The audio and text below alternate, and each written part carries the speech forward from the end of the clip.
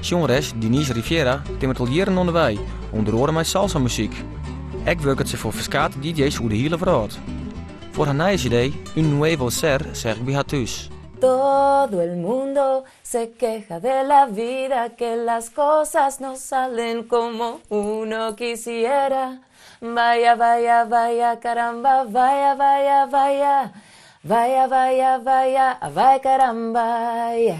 De bedoeling is om mensen blij te maken, vrolijk te maken en dat ze gewoon heerlijk kunnen genieten van de Spaanse ritmes en van de tekst als ze dat kunnen begrijpen. Ik heb nu eigen nummers geschreven voor deze album en het gaat over alles over het leven, over samen zijn en verliefd zijn, relaties die uit elkaar gaan, positief denken, diep in jezelf kijken. Dus eigenlijk een volwassen album van alles wat ik en anderen om me heen hebben meegemaakt.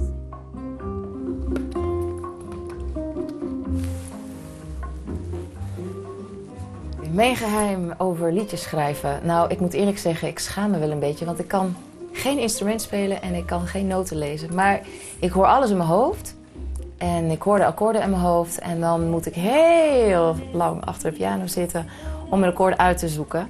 En daarna werk ik met muzikanten en zij helpen me wel een beetje met de akkoorden. Maar dan hoor ik iets in mijn hoofd, zoals deze akkoord. En dan begin ik met een liedje. Bésame por última vez, antes de salir por mi puerta. Nuevo Ser, dat betekent een nieuwe wezen. Dat is een heel diep nummer over in jezelf kijken en helemaal diep vanuit je ziel leven en intensief. En dan kan je meer genieten van het leven. Dus heel verschillende soort liedjes, maar dat eentje is vrolijk en oppervlakkig en de ander is heel diep en in jezelf. En dat vond ik wel een mooie afwisseling. Ese deseo de navegar junto a una estrella es lo que hará de ti un nuevo ser. En met Koninginnedag mag je zingen in Franeker?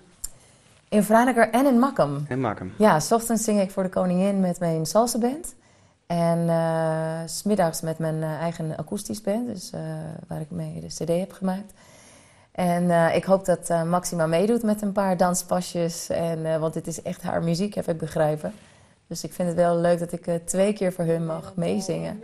En het is ook een beetje een droom van mij, heb ik altijd voor Koninginnedag willen zingen. En nu gaat het 2 keer gebeuren, dus ik ben heel blij. En tus ojos yo veía sinceridad y armonía. Ik kwam in Nederland wonen in 1998 en de allereerste Friestalige nummer wat ik toen heb gehoord was In een Ayadai, in het Fries. Ik vond het ook zo jammer dat ik de tekst niet kon verstaan, maar ik vond de melodie zo erg mooi.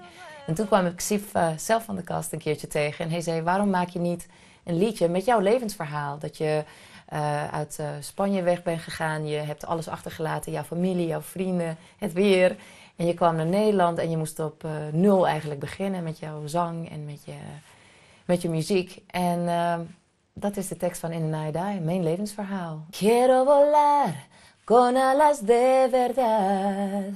Quiero sentir. Ik heb een brief op mijn cd geschreven en ik heb gezegd, als een van deze nummers iemand laat huilen, voelen, hopen, dan heb ik mijn doel bereikt. Cantar una estrella fugaz.